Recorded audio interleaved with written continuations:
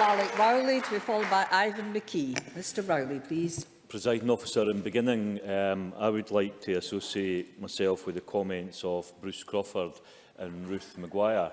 We should not forget that it was a result of a Tory party trying to sort out its internal problems over Europe and its fear of UKIP that we actually had a European referendum in the first place. But by having that referendum, there is no doubt in my mind that now across Scotland, across the United Kingdom and indeed across Europe, there is a debate taking place about the future. We have to ensure that that debate takes place in a civil way and at its heart is respect. And we can ensure that by behaving like that as parliamentarians in this place and out there in communities.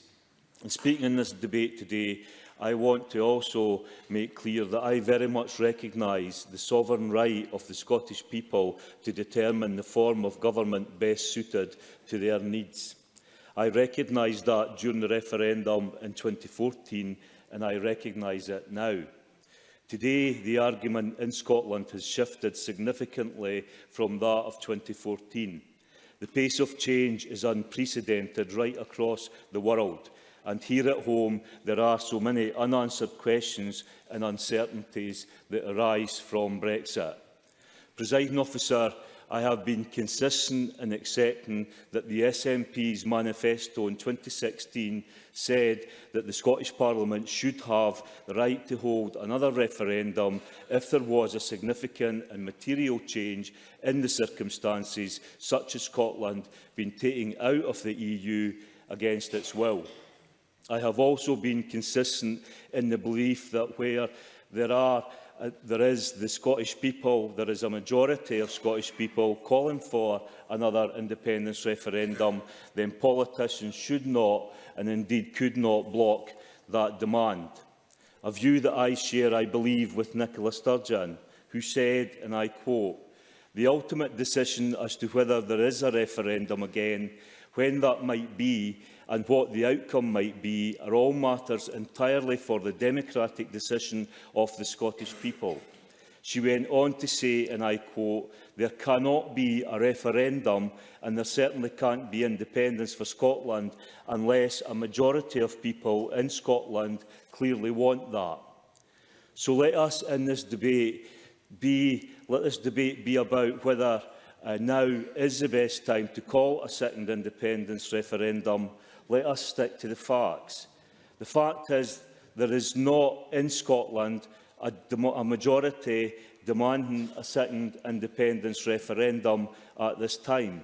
Indeed, the opposite is the case. Stuart McMillan. Thank Alex Rowley for taking the intervention, but would Mr Rowley agree with me that what the Scottish Government have been calling for in terms of this referendum is not to have it now, it's to have it in up to 2 years' time? Alex Rowley. In answering that point, what I would say to you is that since the Brexit vote has taken place, poll after poll after poll has shown that there is no appetite at this time for a second independence referendum. And that is why, and is it any wonder that there is no appetite for a second independence referendum in our country at a time when we do not know what Brexit means for our country and for the people of our country? So my main argument today is that the Scottish people do not want another referendum at this time. They want us to focus on getting the best Brexit deal for Scotland. They want us to tackle the growing crisis that is consuming so many of our public services and large parts of our economy. Why then would I come here today, ignore the majority of the people of Scotland and vote for a second independence referendum? I understand. Yeah. Stuart McMillan. Once again, I thank Alex Rowley for taking the intervention. Now, Mr Rowley will have heard the comments from David Davis last week about that there are no costs thus far, because they've not done any analysis as to how much it's going to cost for a Brexit deal.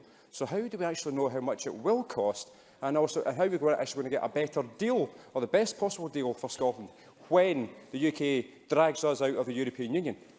Alex Rowley. I think Stuart MacDonald is making the same case that I'm making. I'm no truck with the Tories. The Tories have created this situation, and it's clear from what David Davis says that the Tories have not got a clue what they're actually doing. And that's why this Parliament needs to unite around getting a better deal for Scotland to ensure that we can get that deal moving forward.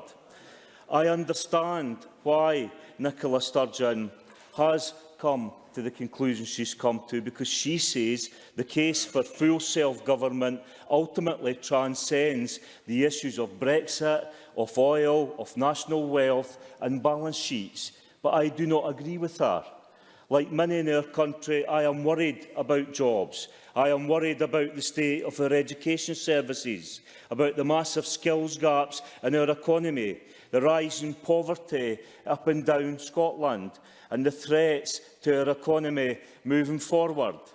We need a Brexit deal that works for people. We need a Brexit deal that works for Scotland. We must focus on getting the best possible deal for the people of Scotland.